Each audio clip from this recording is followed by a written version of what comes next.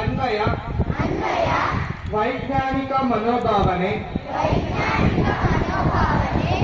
ಮತ್ತು ವೈಚಾರಿಕತೆಯನ್ನು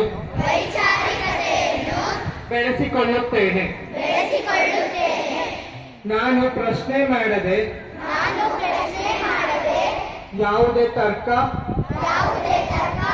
ಒಪ್ಪುವುದಿಲ್ಲ ಹಾಗೂ ಸಂವಿಧಾನದ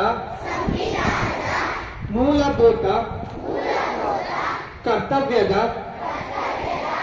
ಆಶಯದಂತೆ ಮೌಢ್ಯತೆ ಮತ್ತು ಅಂಧಕಾರವನ್ನು ನಿರ್ಮೂಲನೆ ಮಾಡಿ ಜೀವ ಜಗತ್ತಿನ ಪೂರಕವಾದ ಬದುಕನ್ನು ರೂಪಿಸಿಕೊಳ್ಳುತ್ತೇನೆಂದು